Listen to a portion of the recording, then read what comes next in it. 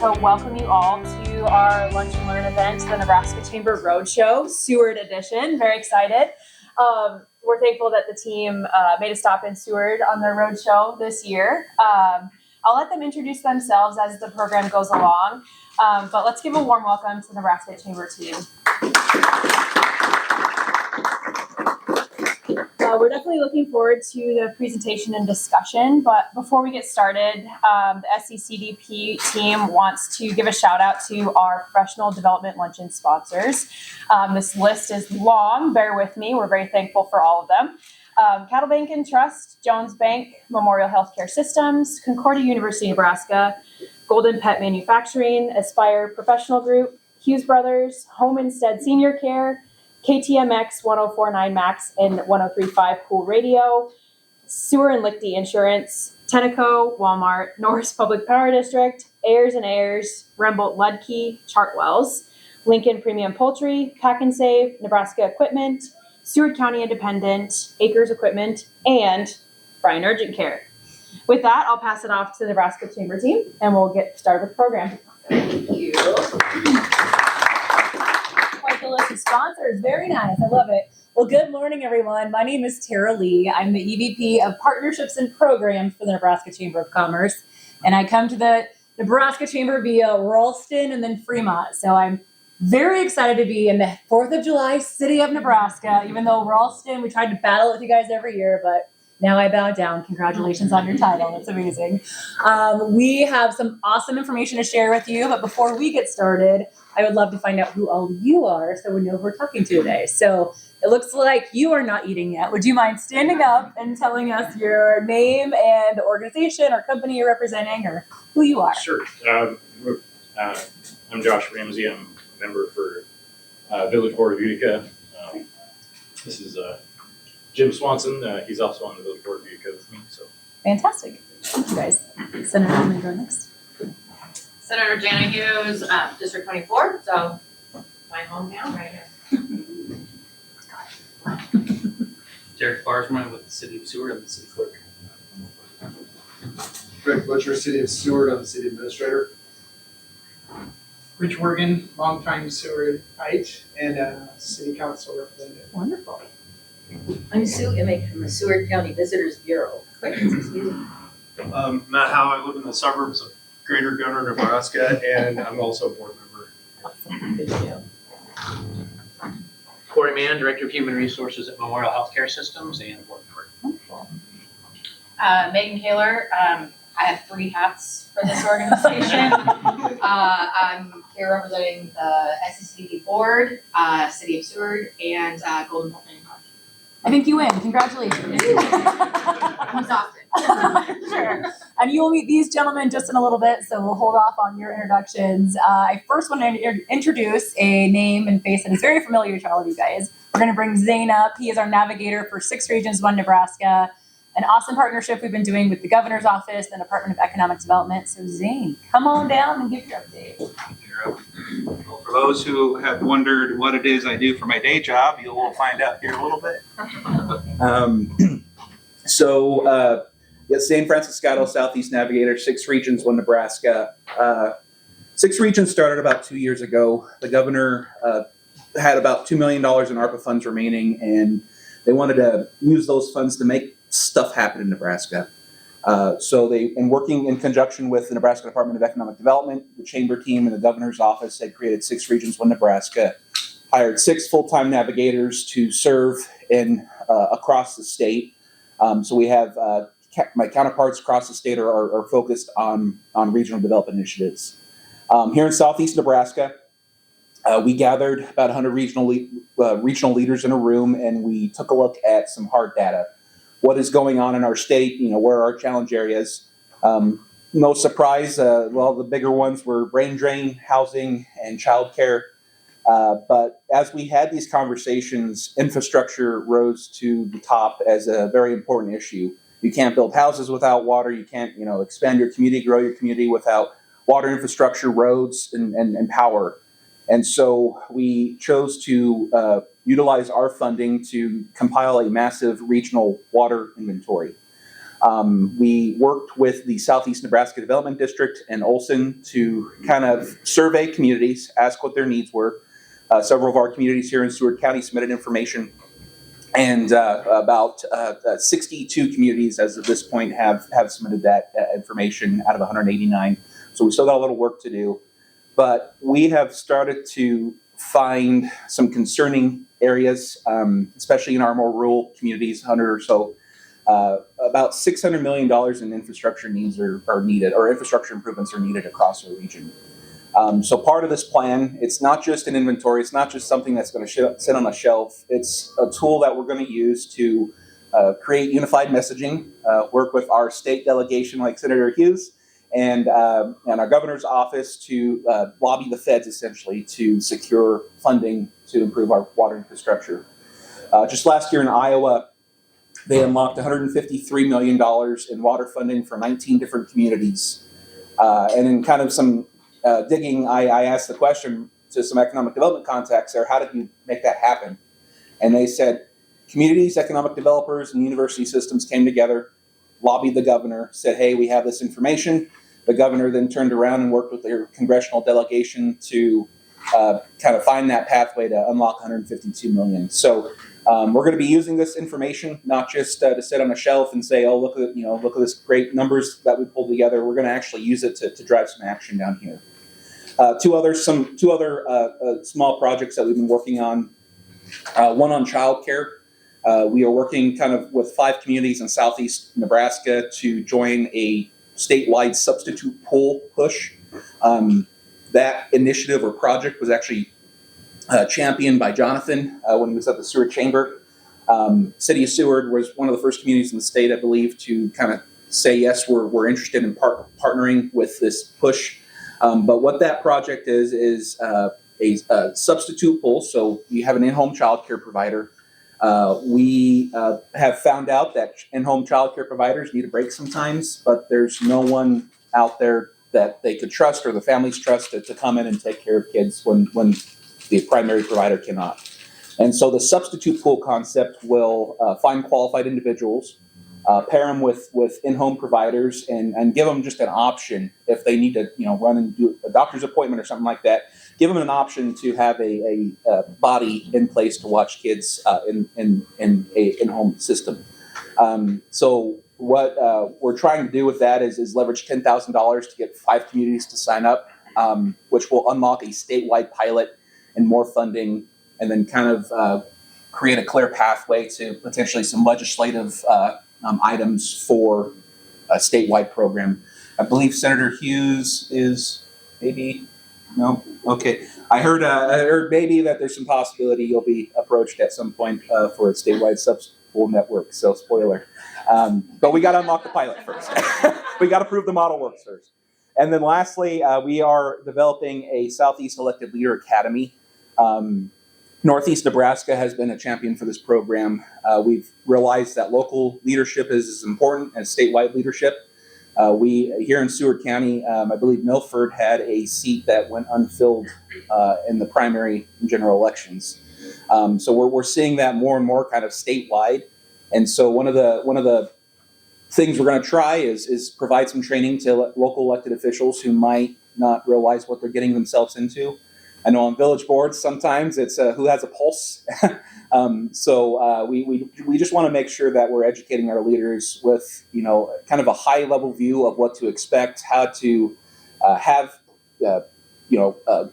good conversations, not derail conversations from happening in those city meetings, and also educating local leaders on other tools and opportunities that they can bring to their communities to grow and improve them. Northeast has 11 local leaders going through that program currently, and so we're going to launch our program in 2027 following our elections and hopefully get 20 local leaders from across our region to join that first cohort. So if you know folks running who will be first-time office servers, we would be happy to connect with them and show them more about the program. On August 26th, we'll be hosting a regional meeting where we'll be discussing those 3 projects in detail. But it's been fun work. It's been a little challenging. One of our biggest topics was a mindset shift. And so how do we change a mindset of a region that has been doing things the same way for decades? Well, it's through creative and unique solutions, kind of like the ones we're bringing to the table. So that's what we do in a nutshell. Some great work going on in 6 regions, and it's fun to not only be from Seward, but fun to work with the Nebraska Chamber team and bringing these important projects forward. So thank you, Tara. All right, in just a few seconds, you're going to get to meet the new president and CEO of the Nebraska Chamber of Commerce, and then hear the best legislative update of your life from Hunter. And then we'll hear from the senator, which will be probably even more amazing than Hunter, I'm guessing. And then we want to hear from all of you guys. So be thinking about this as people are talking. We want to know what's going on in Seward County. How can we help? The person that asks the best question will be the winner of this amazing pin. Did you already get one? You need 2. So ask those really, really good questions. And without further ado, Mr. Joseph Young, the new president and CEO of the Nebraska Chamber of Commerce, on his 4th week on the job. Let's give him a huge round of applause. Thank you, Tara. Well, it's really good to be in Seward. Seward's one of my, I'm not just saying it, Seward's one of my favorite towns in Nebraska. You got so much going for you. And it's really fun to see all the progress as we drive around.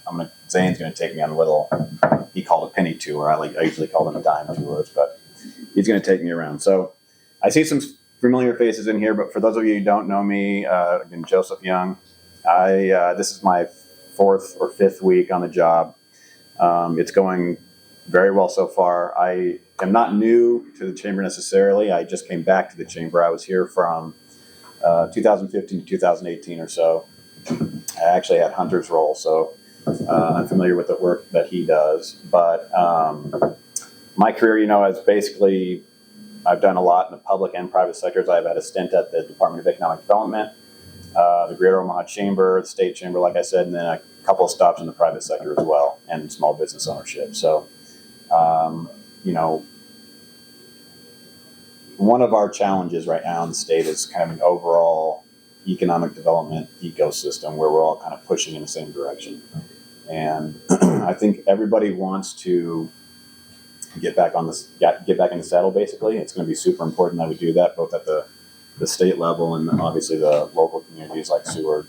I think local communities are doing it a little better than we are as a state as a whole. So we're really going to focus at the chamber on a more pro-growth economic development mindset. We do have a foundation at the chamber that was started several years ago, but now it's really up and running. It's robust. We're raising a lot of money, and we're doing a lot of really good in-depth research on some of the challenges that Nebraska is facing currently: energy and infrastructure, workforce development, and technology and innovation are kind of our 3 main buckets that we're focusing on today. But that doesn't mean that those won't change as we make progress in those things. So Hunter will talk a little bit more about the foundation, but that's going well. Another thing that now the party can start. It's good to see the mayor in town. Love it. I'll just finish up quickly. A couple things. Another major area that we work on at the chamber is political action. So we raise money every year for a 2-year cycle. This year there are 25 legislators who are either in their re-election cycle or term limited. So that's just over half of the Nebraska legislature. So we're guaranteed 13 new senators next year in the body when they reconvene.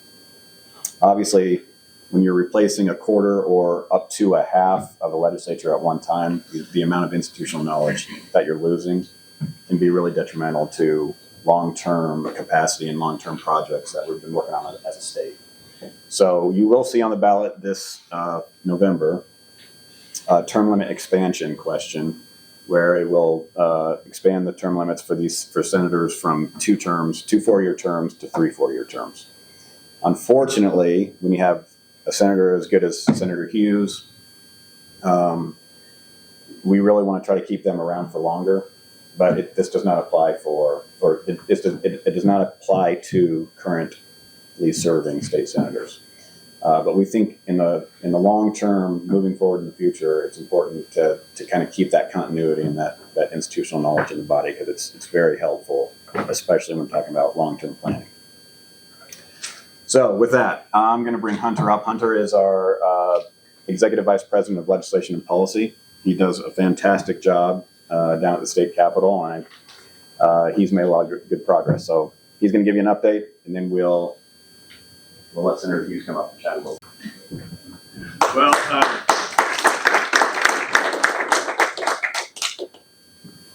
I've never met a podium I didn't like, so you're going to have to pry me off of this thing. But I'm only going to talk for about 20, 25 minutes. And then I want Senator Hughes to come up and correct the record on anything I've shared that is either not accurate or certainly a misrepresentation. Please do. We are supporting, Joseph mentioned political action, we are supporting Senator Hughes. How could we not? We have a results for business report that I left at the table that talks about, at a more granular level, some of the issues that I'll cover in broad strokes today. Senator Hughes has been a fantastic senator to work with on pro-growth issues. The only reason she likely missed a vote on one of the bills we scored is, I assume you were talking to me out in the rotunda about why it was such a good bill. And then they rang the bell on the amendment. And Because it was an amendment. I know, I'm like, what the heck? Duly noted. And that's why we invite her up after I talk, right, to correct the record. Be thinking about questions as we move through this. I don't like this to feel like a lecture. We just were up in Wahoo, so I'm going to inspire a little bit of competition. Wahoo had a lot to say when we wrapped up, and Joseph and myself and our team had a good discussion with them about, what are you hearing about this? What do you think about this issue? You talked about this. Could you tell us a little bit more? We want this to be active and participatory. I certainly, like I said, I never met a podium I didn't like, and the state chamber pays me by the word. So I'm happy to stay here all afternoon if you'd like to listen, but we certainly want to know what's going on in Seward. How can we help you? So this legislative session ended on the 17th of April. It was a short legislative session, and short legislative sessions are typically defined by less activity on the state budget than we saw this last year. Why is that? Well, we have some rolling deficits to contend with in the state. The last 3 legislative sessions, including the special session from 2 summers ago, the legislature was contending with spending more dollars than they had in tax receipts. And that will certainly be the case next year as well. I mentioned that 2-year cycle. What is that about? What does that mean? We budget on a biennial cadence in the state of Nebraska, meaning every 2 years, every 90-day session, the legislature has a constitutional obligation to pass a balanced budget. I would contend that that's a good thing. Unlike our counterparts in Washington, the state generally does not rely upon deficit financing to pay for its operations. The federal government certainly does, to the tune now of about $40 trillion. So in April, when the legislature concluded, the surplus was at about $6 million. They had closed what amounted to last year just north of a $600 million deficit when all was said and done. How has the legislature managed to do that, and what does that spell for future sessions? I think it's very helpful to use analogies and metaphors when I give talks like this to try to simplify in as best of terms I can some big complicated topics like state budget policy. The state has one big general fund. Think of that like your home checking account, okay? How many of you are familiar with the envelope method of budgeting? Okay? You get your checking account, you want to have a little travel fund. My wife and I have a bit of a problem with Thai food. I'm just addicted to ordering Thai food, okay? But we love to travel. You know, maybe I need to pay for a new suit so senators will take me seriously. So I set some money into these envelopes, but I can't quite clear my bills. And so I'm taking money out of my envelopes to put them back into my checking account to pay for things on a going forward basis. Kind of the same thing happening at the state the last couple of years. State administers hundreds of various cash funds, and those cash funds pay for one particular program or another. And some of them are funded by money moving out of the general fund, out of that big envelope into a smaller one. Some are bringing money into those envelopes on their own volition by fees charged to users of that fund. You go to the DMV, you pay a fee. It goes into a cash fund, supports the DMV, right? So if I'm having trouble covering my rent, I'm going to either have to stop eating Thai food and stop buying suits, or we're going to have problems. And the legislature has winnowed away at some of the balances in these various envelopes. And that means a much leaner state government. There's probably pros and cons to doing that, bringing money out from under the couch cushions, as the saying goes. But it has not been sustainable. And how do we know that? We know that because this next legislative session, a long session, a 90-day session, wherein a constitutionally balanced budget will be an imperative, the budget sits at about $860 million in the red. Could that change before January? It absolutely could, though I'll save you the suspense. It likely will not change for the better, as the last few months since April have brought lower tax receipts and higher tax refunds at the state level. Projecting state budgeting mechanics is an art, not a science. And if someone were able to look into the future and ascertain how much the state is actually going to collect in tax revenue, they would be a very wealthy individual indeed. And a lot of states would want to hire that person. I'm working on it, but so far I've been unsuccessful. That means that Senator Hughes is going to have a tough task next year, as with her 48 other colleagues. It's going to be a lot of saying no to good programs that in some instances might help grow our state, and probably some fish or cut bait discussions about tax policy, which we are just obsessed with talking about in the state of Nebraska. I can't blame folks. I love tax policy. I could talk about tax until I'm blue in the face, and that's why I've limited my talk to 25 minutes today. Let's move on.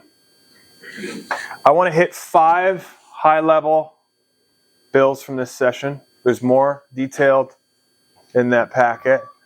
But I picked these 5 because I think they paint with broad strokes some of the issues the state chamber cares about, some of the issues that businesses, big and small, community leaders like many in this room are thinking about around the state.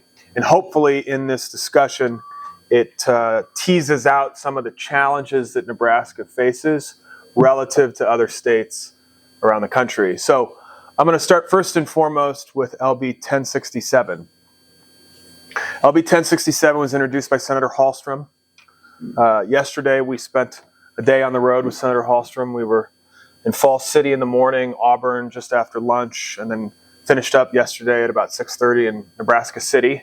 And poor Bob Hallstrom had to follow us the entire way. But he introduced this bill to create a dedicated funding source for the state's middle income and rural workforce housing programs. And I know Seward County has had a fantastic history of deploying these funds in a revolving fashion. I know just a couple years ago, there was a project supported in Utica that leveraged the Rural Workforce Housing Fund. And so let there be no doubt, these are important programs. And they're incredibly important to the ability for communities to continue growing, knowing that just because there's a new announcement of 50 new jobs in a local factory, everyone then goes, oh God, we do not have 50 new houses. This is going to be a tough deal for the next couple of years. Why is this? Is this a Nebraska-specific problem? No, it's not. We've underbuilt homes in the United States for the last few decades. The reasons for that are above my pay grade. But the reality is, if we're going to keep up with rising real estate cost increases, we're going to have to add supply to what is currently a limited commodity, that commodity being housing. What do these programs do? I've already alluded to it. They create revolving loan, interest rate advantaged funds that communities and developers can use to deliver homes at price points that working families can afford, with that price point being adjusted by the legislature time and time again. So what did 1067 do? How did it continue funding these programs? I just finished talking about money in envelopes, and you must be going, how did it happen? How many of you know what the documentary stamp tax is? couple. There, not a lot of folks have raised their hand. That might demonstrate the point. It's a small transaction fee that the seller of property pays when they sell a piece of property. So you own a home, you sell it. There's a, prior to 1067, $2.32 fee for every $1,000 of real estate value. That fee is now $3.32, with 50-50 going into the Middle Income Housing Fund and the Rural Workforce Housing Fund for 5 years. So if in 5 years the programs have not been successful and we've kept up with demand and sufficiently built, probably 15 to 20,000 homes would do the trick around the state, especially in rural Nebraska, then it'll automatically sunset and the legislature can determine if it's a good idea moving forward. We use the analogy at the state chamber when we talk to senators about this bill of transportation funding. We have a marginal fee on transportation in the state. It's called the gas tax. And we take those dollars and we reinvest them in supporting the build out of transportation infrastructure that, if ill kept over the long run, would likely raise the cost of transportation more than the marginal cost spread over all the users of those highways. It's not the same analogy, but it's a similar one in assessing a marginal cost increase on a good that we need to reinvest in creating more supply of. Not typically is the state chamber standing up and advocating for either increased taxes or increased fees, though our board felt pretty strongly that if we're going to stomp and shout about housing limiting growth, we need to do something about it. And hopefully in 5 years, we'll have something to point to. 1165 was an incentive bill, Grow the Good Life Act. Probably read about it in the newspaper. The core of the bill is an aggressive wage credit mechanism that is designed to attract between 500 and 1,000 high-paying, high-skill employees from Georgia to Nebraska following the approved merger of Union Pacific and Norfolk Southern. When bills like this are passed in the legislature, there's a lot of hand-wringing. Enterprising journalists dig in and ask questions. I think those are the right questions to ask. But what we have heard from folks is, why are we doing this? Does this help? Does this matter? And I promised you at the beginning that I would try to paint a broader picture of what is happening nationally with the policies that we talk about here in Nebraska. But there was real risk that if Nebraska didn't step up to the plate following that merger with Union Pacific and Norfolk Southern, that the state of Georgia wouldn't be doing the same exact thing to try to attract employees out of Omaha or North Platte or Grand Island and have them relocate to somewhere else in the United States. It's no different than when an employer down the street offers a better wage or PTO package to an employee, and the employee goes to work elsewhere because the financial picture looks a little brighter.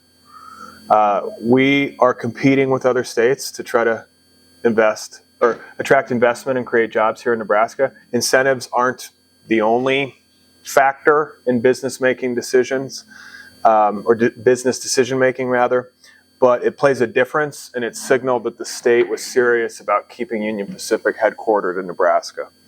What else did the bill do? It takes a similar tact towards expanding manufacturing facilities, both in urban Nebraska and rural Nebraska. Basically sweetens the pot to help those firms continue to grow and add jobs, especially in light of some of the tariff headwinds that industry has faced the last 18 months to 2 years.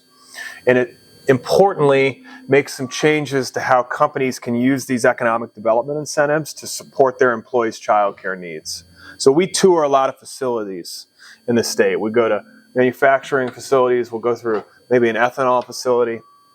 And under the prior version of the law, it said if a company accrues income tax credits or payroll tax credits as a result of them investing, let's say, $200 million and creating 100 new jobs, that they could use those credits to support their employees' childcare needs, but only if the childcare facility was located at the business location. And in our tours around the state, we have yet to find many manufacturing facilities or ethanol plants with enough floor space for a playpen or a daycare. We haven't come across one. Maybe we will. This bill, though, changed that law and said for prior agreements and for future agreements with the state, if those companies want to take those credits and perhaps give their employees a payroll credit that they can use for daycare, great. If they want to purchase slots in a local child care facility and structure it that way, great. It was designed to be more flexible and to meet companies and employees where they're at now, knowing that those markets and those margins for providers are not very good. So it was a smart bill, and there was another absolutely critical piece of legislation passed on LB 304. This relates to the child care subsidy program. How many of you are familiar with this? Maybe a couple? Yeah. Basically, child care subsidy reduces the cost of child care for families that fall under a very low income threshold.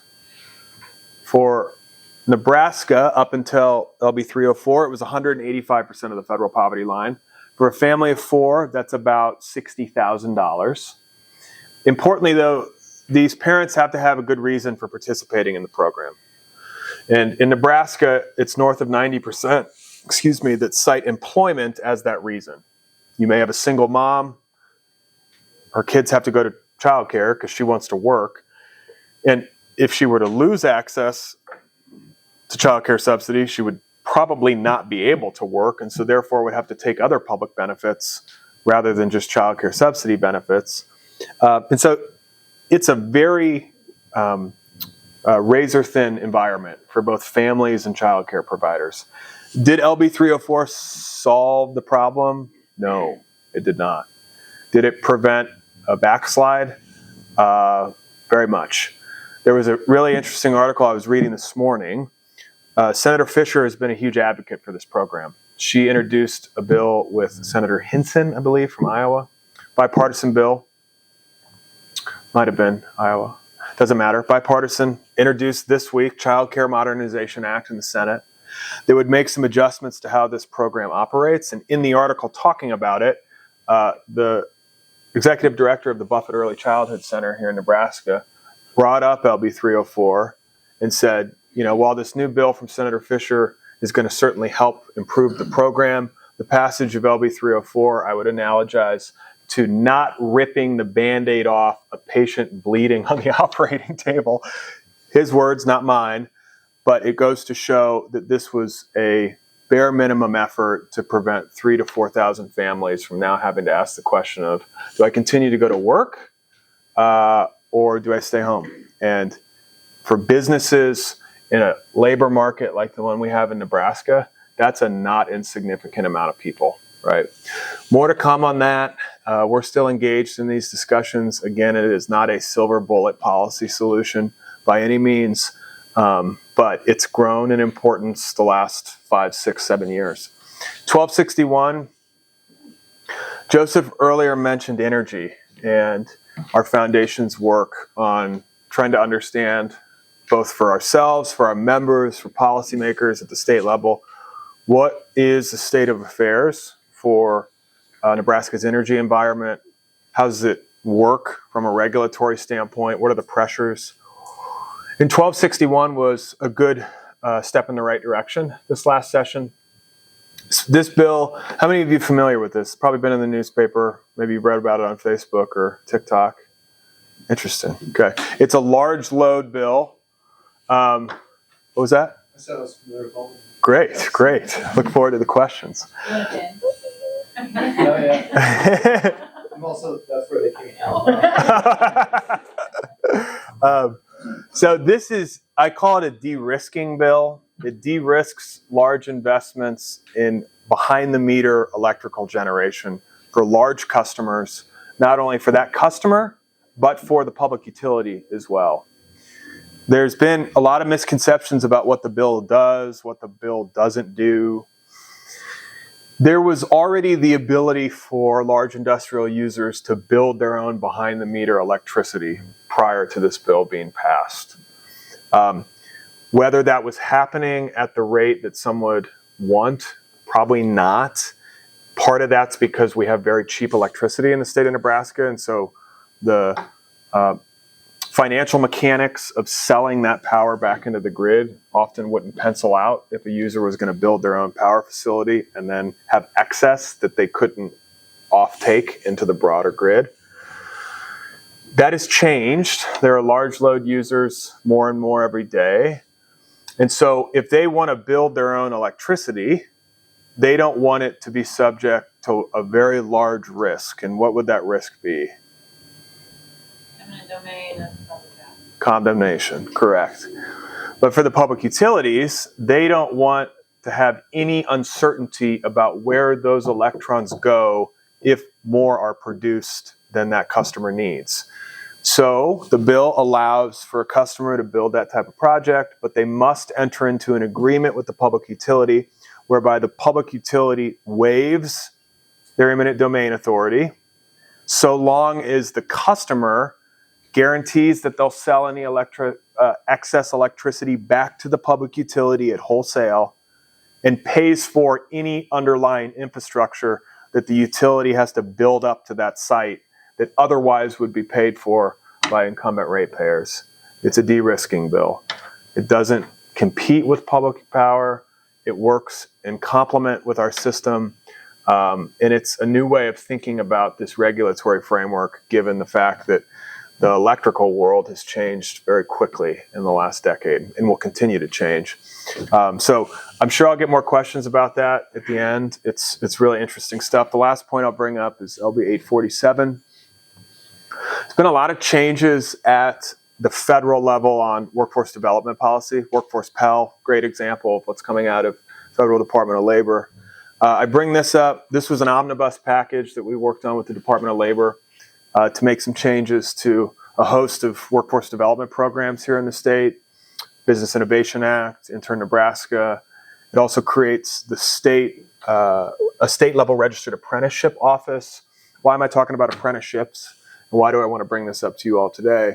That second bullet point relates to an initiative that was launched this last winter during the legislative session called the NEMAC Credential. NEMAC is an affiliated group with the state chamber of manufacturing CEOs from around the state. And about 2 years ago, they came to state chamber, they came to the community colleges, and they said, we want to build a micro-credential program for job seekers that want to go into the manufacturing industry. We want the curriculum to be recognized in all 6 regions of the state. We want it to be built and designed in partnership with our education partners, and we want the state to help us get it off the ground. So the State Chamber Foundation is now administering this program with the 6 community colleges delivering the instruction. It's supported by a 2-year pilot program with the Department of Labor so that kids that want to participate can do so tuition-free for the first 2 years. And it importantly allows job seekers to gain more skills in this industry in what I would describe as bite-sized pieces. It's not a 4-year degree. It's a micro-credential that they can take a couple weeks at a time, ideally while they continue to work. And over time, it will scale into a pre-apprenticeship model for this manufacturing industry. It's probably replicable with other industries and with other education partners, but it's a new way of thinking about workforce development. And the Department of Labor here in Nebraska is doing a very good job to think creatively. And this program could end up being a national model, depending on how well it works the next 2 years. So if you know a student who's either in high school or maybe trying to find their way, that may be a good fit for the thousands of manufacturing companies that are powering our state, get them in touch with Southeast Community College because they may have a pathway into this program the next 18 months. We're trying to evangelize it the best we can. There's a couple other wins there at the bottom that I'll jump over for now because I don't want to talk and talk and talk. Before, if you'd like Senator Hughes to come up and talk about your campaign or any of the issues that we brought up today, I've got one last little blurb, and then I'm going to let you, like I said, correct the record. We have an affinity program with Blue Cross Blue Shield that I wanted to mention very quickly before I sit down and hopefully take some questions. We set this up a couple years ago, and we've just started to talk about it more. in part because so many businesses are asking about premiums. It's a level funded plan that we have structured with Blue Cross Blue Shield called Chamber Choice. We cannot sell you this product, and neither can Blue Cross. You have to talk to a local broker here in Seward or in a neighboring community. But it's a flexible program. We have a lot of companies around the state who use it and have really liked it. As I said, it's both level funded and has a stop loss feature to it. So if claims come in lower than expected, companies can get rebates at the end of the year.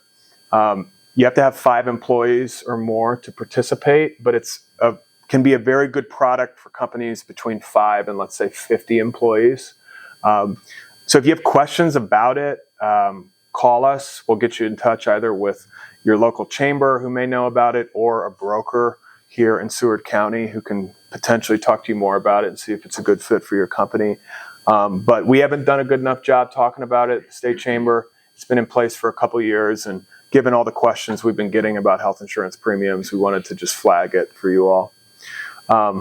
There's a number on there if you want to take a photo. Otherwise, like I said, just email our team and we can get you plugged into whoever you need to talk to. Senator Hughes, what did I miss? I'm impressed you knew the energy one so well. I was on natural resources, so you did a good job there. Thank you. Well done. Wow. Who's our biggest energy user in Nebraska? It's probably the steel facility. Yeah, it's a steel facility. Nucor. Yeah. Thank you. You're welcome. So I didn't know I was going to talk, so I grabbed this and jotted down just a few things. I'm just going to be quick. I'm going to start with what the new chamber president was talking about with the term limits. So that will be on the ballot in November. I'm glad you're mentioning it. I've been mentioning it. I've been holding coffees and conversation around the district, and I'm mentioning it as well. The beginning of my 3rd year in the body, so there's 49 state senators, 67% of us had 2 years or less experience.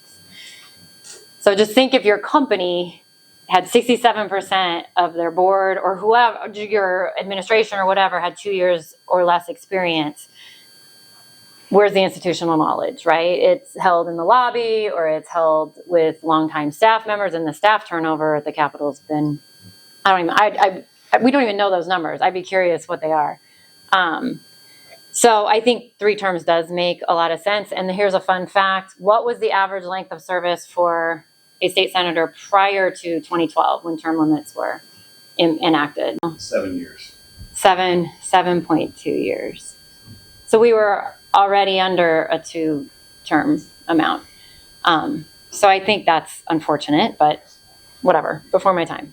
Appreciate the chamber, appreciate you guys coming through, doing this, reaching out. I think that I've seen a difference because now I just finished my 4th year with the chamber. It seems like there's and again, maybe my first 2 years I was just drowning in other things, but you've really been purposeful about being one body. Not yet. It used to be the Lincoln Chamber and the Omaha Chamber and then the state chamber. We're really they're trying to be one group that supports all of Nebraska and all the communities. And I think that's a good effort, and kind of what you're saying, we're all getting in the same direction. It's very noticeable in my opinion.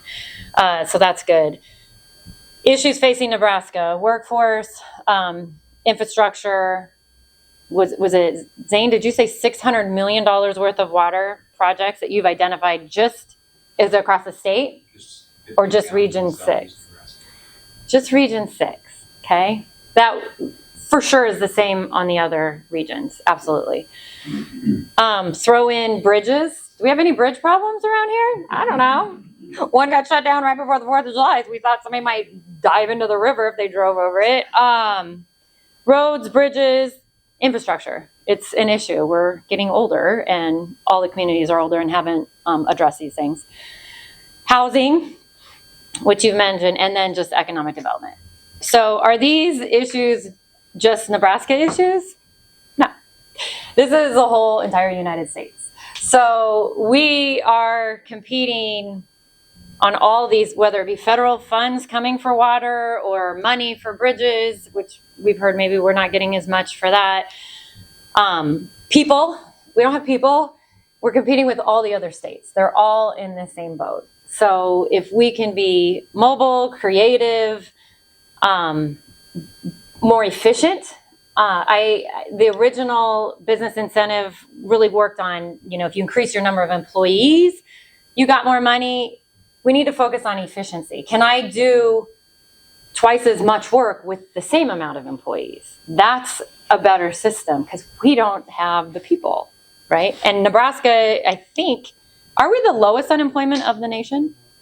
Or close to it. Our people work, fourth or fifth. So we've just got to do more with less. So that's efficiencies on the government side. It's efficiencies just in, can we incentive efficiencies and do things like that. We've done, you mentioned the apprenticeship program, kind of focusing on manufacturing, but we've done some kind of neat things like in the education realm. We don't have enough teachers. So we've got this para to teacher pathway. So if you've already got a para in a school, there's an accelerated, they know what a school is like, because that's a problem too. A kid goes through, I'm going to be a teacher, and then they get out in teaching and they're like, I don't think I want to be a teacher.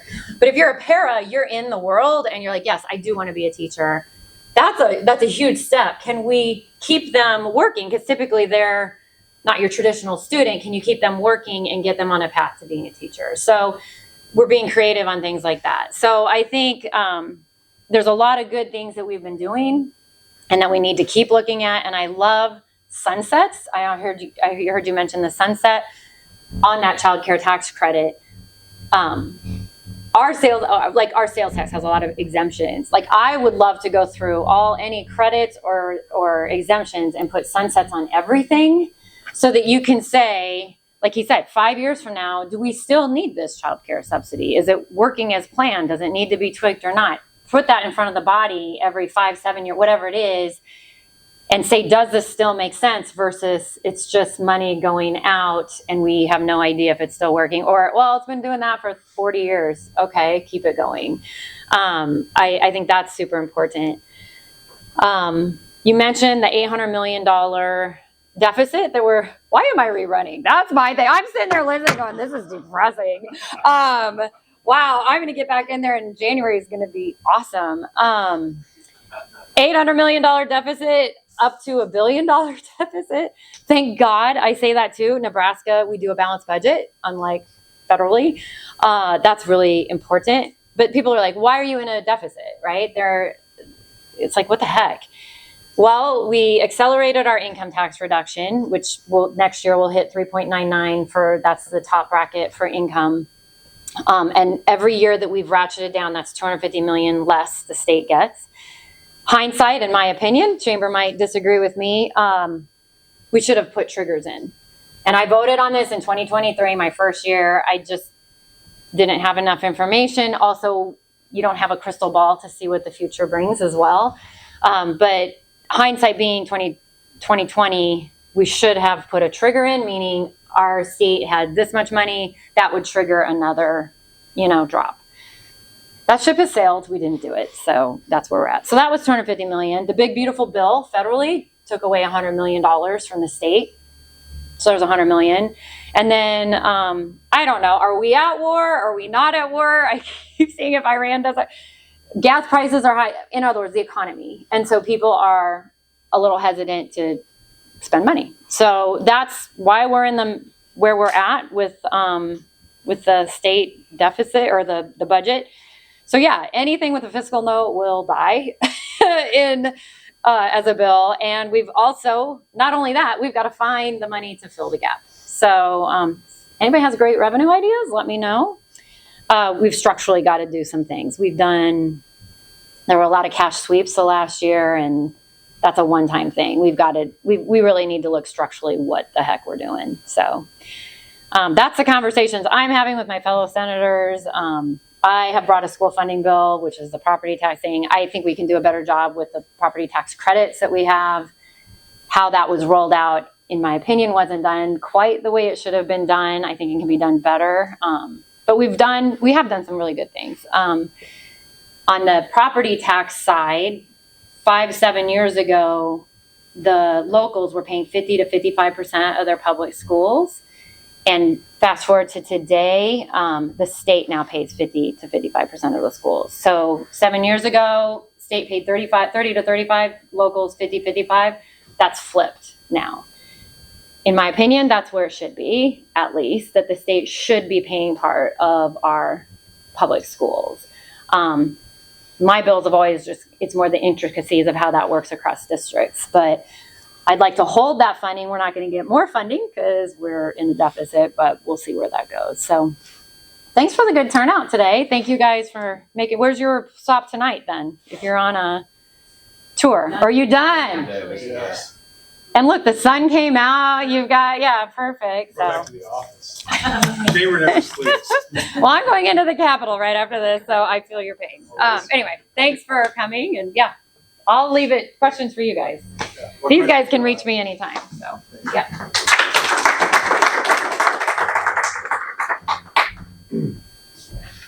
All right. So like Hunter said, hope you thought about some issues. We want to hear from you just as much as you want to hear from us. I'm sure we probably want to hear from you more than you want to hear from us. So what are the issues in Seward? I mean, I know I meant it earlier too when I said Seward is kicking tail. You've had a lot of big wins on economic development in the last several years. Everything seems to be going great. You've got great leadership locally here. So what are the impediments still in your way to growth? I think infrastructure. We have huge infrastructure needs across all of it. Transportation infrastructure or energy infrastructure Water, or all of this? Yeah. I would say in the rural, it's water. yeah, all the If you little look at this, villages and towns. Villages, Milford, with their situation with their water infrastructure, trying to get that more resolved. We still have it here. Our choke point in the city of Seward is we have some of the highest nitrates in the state. We're one of the first communities to implement a full RO system for reverse osmosis, which others are starting to undertake or look at. That's our choke point. I can only process as much water. It's not my pumps, it's not my wells, it's not my beautiful tower that we have down here now. I gotta get rid of the old one, but it's the choke point is processing that water through that RO. That is the one that we have to overcome on the water side. Very I think interesting. for another one in general is energy. And I know there was a lot of bills in regards to large loads and data centers, but I mean, I serve on the NPPD Wholesale Customer Committee that advises the NPPD board. And there are substantial increases coming in rates that NPPD has already shown us that is public that I don't think people are really taking into account. I'm sure LES and NPPD or OPPD are going to be preparing for the same. We're all demanding for the same energy right now. Where when I first came to the city of Seward, we had an excess of power in the state. Yep. We had things like the economic development rate because we couldn't almost give it away. And we were luring people in. Now we've used all that up, and the demand for it is exponential. And I think I don't want to say disingenuous, but it's slightly unfair to say, well, if we implement some of these bills, the problem is supply and demand. Even if we put that infrastructure on the users to develop and build for themselves, it's still increasing the cost of getting switch gears and substations and transformers and labor and all the materials that go into it. And that is what's driving the cost through the roof. We're seeing our we operate our own electric utility here, as does NPD does through the retail area in Norris and everywhere else. Those costs are going to go up substantially until we curb the need for electricity or find real solutions in energy generation. Because it's not stopping. We don't see the curve narrowing itself off on the need for demand. And if somebody has that crystal ball, it'd be amazing. But that's going to be a huge problem to come. And by saying, well, it's going somewhere else or they're generating it, no, that's still going to drive your costs up on your energy. You still have to create that. You still have to buy that replacement infrastructure and maintenance and keep these things up to modern standards. And the standards are even higher now because of the nature of the grid and the system, and which is actually a good thing. I mean, we just withstood in the state one of the biggest heat waves we've had in a long time with 106 plus degree heat indexes, and I wasn't even getting warnings from MPPD. And it's because of the regulatory environment that we've built up since the situation with Winter Storm Uri down in Texas years ago. Yeah, two things you said in there really important that I think there's a ton of agreement from our perspective on. One, it's far more realistic and it's probably far more economically beneficial for the state of Nebraska to be more bullish on adding supply here in the state. Supply of electricity, right? And the frustrating thing for us is that a lot of folks in the state of Nebraska want multiple things that are inacrous to one another to be true at the same time. We want tax base. We want economic opportunities and diversification. We want to think of ourselves as responsible stewards, which implies in some instances use of the natural resource allocations we have in the state. But there's proposals all over the state of Nebraska to develop more electricity. And people say, no, I don't want it. The second point that relates to is that NPPD, OPPD, LES, they comprise north of 90% of the load in the state of Nebraska. They're responsible for servicing it, either directly at retail or selling it to communities like Seward at wholesale. They're going to have to build assets regardless of the usage of energy we have in Nebraska. And they're going to have to build it because they're subject to that regional grid. And the regional grid sets the thresholds for what their resource adequacy is based on heat waves and winter, for when it gets really cold. And that factors in not just what the total usage of power is across 14 states, but what the asset classifications are, the asset types are across that grid. Different types of electrical generation are scored differently than others. We have utilities in the state of Nebraska that are building peaker plants that get turned on like 20 days a year. You got to think about electricity markets. It's like utilities are building tokens and they're managing a capital stack. And some of those tokens don't get used. They're only there for when it's really hot or for when it's really cold. And the challenge of turning our back to large customers like a data center is we've now given our ratepayers infrastructure that they themselves have to pay for that us in Nebraska may never use. But because we're in a regional grid, we have to build it, whether or not we use it here. And guess who pays for that? Current customers. It's a very complicated process. I don't agree with you that supply or demand constraints across the market are putting pressures on the increase of prices for, electrical infrastructure, transformers, natural gas turbines, et cetera. But I think the reaction is, well, we got to stop demand reflexively as a community without understanding what negative downstream consequences that could create for the community itself, right? It's just like a big picture, zoom in challenge. I don't think the demand will be the problem. Again, I think the problem is going to be that you're going to see huge winners and losers.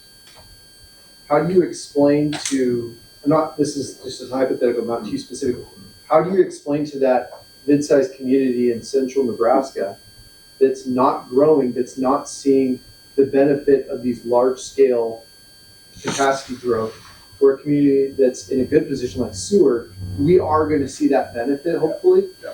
We're going to be one of the winners on the back end of that that's going to lure in those users, that's going to generate funds through franchise cities, through other things, to leverage more and keep our communities going. With those other ones, they're just going to pay the added cost and not see anything around them change. And that's going to be really, really tough in the upcoming future. And that's what's coming down the line. And I don't hear enough, being honest, I serve on that committee. Nobody has been talking about this. Yeah. And I see the numbers every time we go. I'm going to go meet with them in a week to go do our customer committee with them. The whole state's going to be there.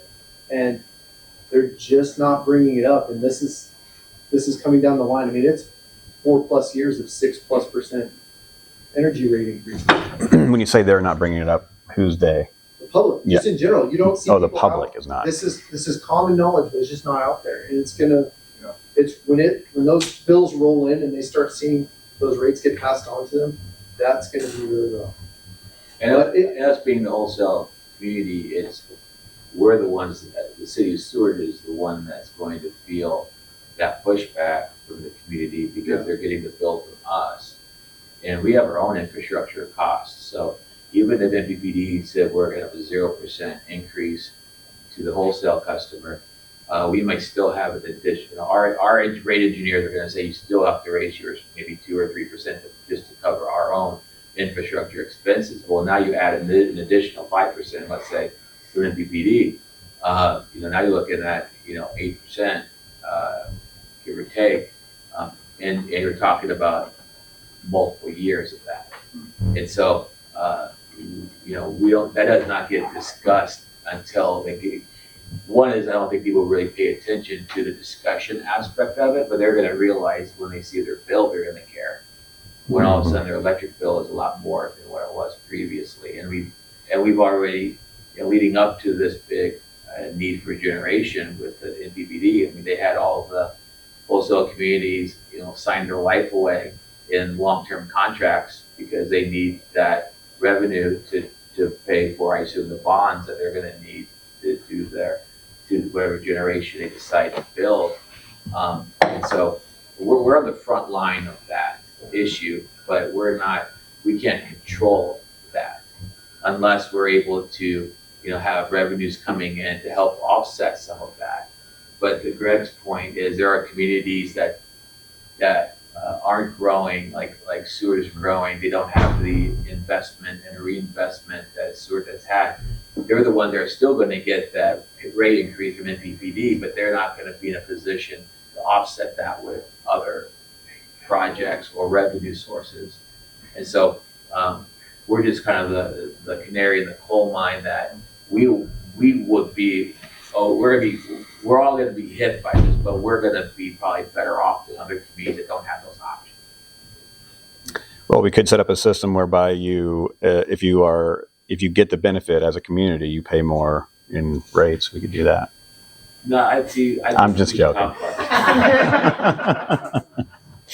No, look, these are. I think it's a really nuanced discussion. I think the last one is, I think we mentioned Nucor. How many megawatts is Nucor? Anybody know? Yeah. Is it 300? I don't know either. 300, but I don't know if Nucor holds. The other thing is that we're discussing now, and again, I see the load queue for NPPD. We're discussing now projects all over the place, and not just data centers. I mean, we're talking agribusiness and other things that are astronomical. I couldn't even imagine back in the day that we'd be discussing a 1 gigawatt project in agribusiness. Yep. That's so unfathomable to the average person of the jump we're making. Mm-hmm. When I came here, the city of Seward was a 20 megawatt town. We have projects that come around now that are bigger than that entire amount, that are just normal scale projects. The jump in the need for energy is exponential now. It is not inflationary. It is just going through the roof, and I think that's going to be a huge issue for us. I also think because of public power, we also have a certain opportunity and ability to control our own destinies better than maybe other places do too. So that is a good thing. I think that's true. That last point in particular. We're talking Back to the Future, like DeLorean numbers here. DeLorean 1.21 gigawatts. Another one going back, I don't mean if other people have other stuff, it kind of goes back to what Zane was talking about with water infrastructure and us trying to figure out ways to leverage federal dollars in. I keep seeing this, and I think the algorithm's trying to trick me on social media. I'm always worried about that. Yeah, it is. I'm very worried about block cameras. But I keep seeing these maps and things that demonstrate the federal in and out of federal dollars, and I see all these coastal states putting more in than they're getting out, and then I see this one little state in the middle, not little state. Nebraska is predominantly putting in more money to the federal government than we're taking out, and all of our surrounding states are not. They're a net in where we're a net out. What are we not doing better with a completely Republican-controlled Congress and executive and all of our state delegation and a state house that we cannot drive dollars back in? Because that's the only way we're going to solve that problem. We're not going to be able to tax ourselves and fee ourselves to death to dig ourselves out of this infrastructure hole. But when we're already at a deficit because everybody else is taking around us and we're not getting, what do we need to do better to get more of those dollars back into Nebraska? Is that proportional, that map? I don't know. It just keeps popping up. Well, there's a Highway 92 algorithm because they brought it up in Wahoo this morning. Yeah. Same map. No, it's popped up on mine too. And I've not sat and done the research study, so I can't. I'm literally just reacting to something stupid. It's seeing me look at it, and then it's probably showing me 1,000 times again. Greg, I think a large part of it is the fact that the states around us do go all in on the federal match, so they might put up 20% for transportation or Medicaid, and we might be at 10. But we're also have some structural budget issues that he's talking about that we're trying to wade through. But there are, that's why across the board cuts are dangerous, because some of them actually leverage a lot more money in than we're paying out. So, and some of these policies are counterintuitive. I mean, Crete just recently was an article about and about the property. So equalization. Yeah, so you try to do the right thing by lowering your property taxes for your community, and then you actually lose state aid and get punished for it.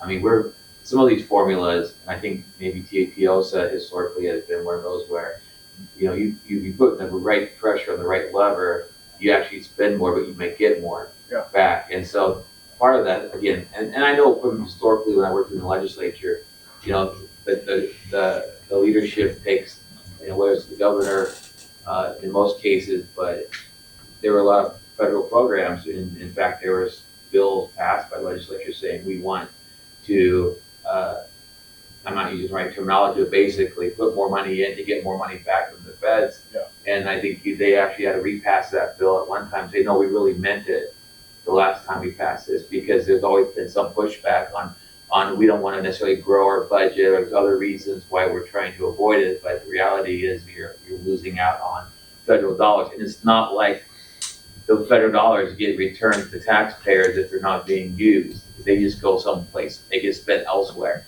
Because I get that argument a lot too, is like, well, we don't want to maybe take that money from the feds. Well, then Iowa will. Like, it's not like you're going to get it back. It's going to get spent elsewhere. That's kind of a counterintuitive on those policy discussions that, again, are way above us, but impact us regardless. And same thing when you're talking about some of these incentive programs for, like the Imagine Act, is like, dealing with the loss of sales tax revenue. And cities aren't told necessarily. A lot of it's confidential. So we don't even know when that's going to happen until we're told you're not getting this revenue. Well, that puts a lot of pressure on how do we budget for a shortfall that we don't know when it's going to happen or how much it's going to be. And I'm glad my state senator's right behind me, so if she starts to stab me, someone say something. But part of that is fun fact: the state has their own sales tax. So why don't you take it out of the state's sales tax? That's a bill I'm bringing. Right. Well, what we should do is just not collect it in the first place. Well, no. See, we want the sales tax. No. I mean, well, yeah, if you're going to keep it, but you don't want to collect it and then give it back when you can't afford to do so. Budget, and right. Schools deal with the same thing with the TIOSA formula. Is like, how do you budget, not knowing how much revenue or how much you're going to have available the next year? And that's the problem that we have, is we don't know when it's going to happen, how much it's going to be, and we can kind of guess because we know who might be eligible in your community. But some of these people that we think are utilizing this, we've not seen the investment that should have justified the sales tax either. So part of it is, but we can't audit it because we don't technically know who it is. We don't know how much it is. We don't know how they qualified for it. And we don't know if anybody at the state's verifying that they actually did qualify for it because we're not privy to that information. They are doing that. And so, but we can point to some employers. We're like, it doesn't look like they've spent money on their facility. And there's some question about like, well, what if it's a business that has multiple locations? Which communities do they pull that from? Because again, we're not seeing the investment from the outside that would justify it, but we're going to get hit with that sales tax reduction at some point. And that's, again, part of that's transparency, but part of it too is again, why is that coming out of our sales tax portion when we have no control over that process?